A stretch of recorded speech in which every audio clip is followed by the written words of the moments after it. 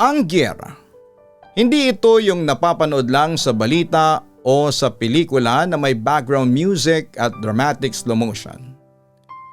Ang totoong buhay, ang giyera.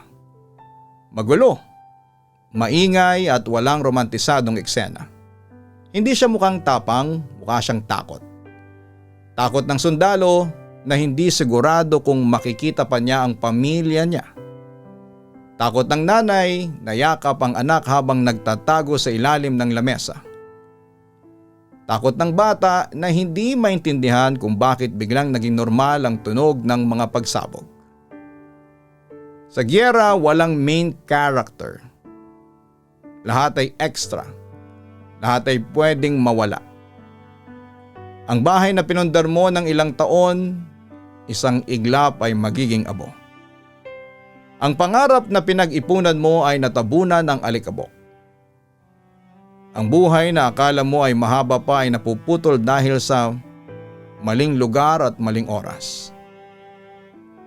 Hindi lang lupa ang pinagagawan sa giyera. Oras, kinabukasan, pagkatao. Dahil habang tumatagal ang laban ay unti-unting namamatay ang normal na buhay. Yung simpleng lakad sa kalsada ay naging panganib na. Yung tunog ng eroplano ay hindi na nakakatuwa kundi nakakakaba na. Yung gabi na hindi na pahinga kundi paghihintay kung may darating bang susunod na putok. At ang pinakamasakit, hindi lahat ng nasa giyera ay may choice. May mga sundalo na sumusunod lang sa utos. May mga sibilyan na nadamay lang sa desisyon ng mga taong hindi naman nila kakilala.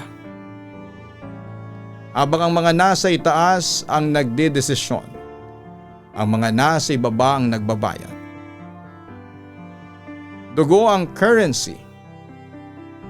Takot ang araw-araw na kasama.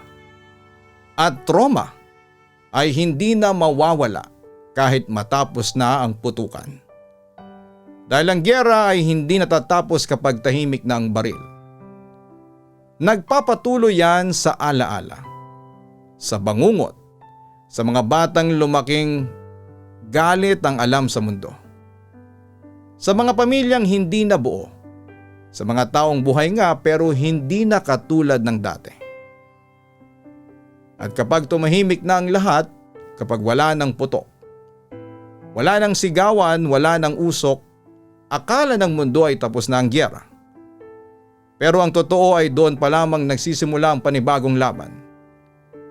Laban ng mga taong kailangang mabuhay muli sa lugar ng winasak. Laban ng mga sundalong kailangang matulog kahit bumabalik ang alaala. Laban ng mga batang kailangang matutong ngumiti kahit ang unang natutunan nila ay matakot.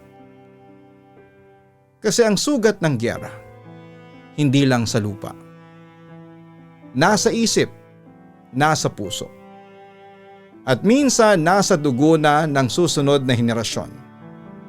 At doon mo maintindihan na ang tunay na matapang ay hindi yung marunong pumatay, kundi yung marunong pumili ng kapayapaan kahit galing na siya sa impyerno.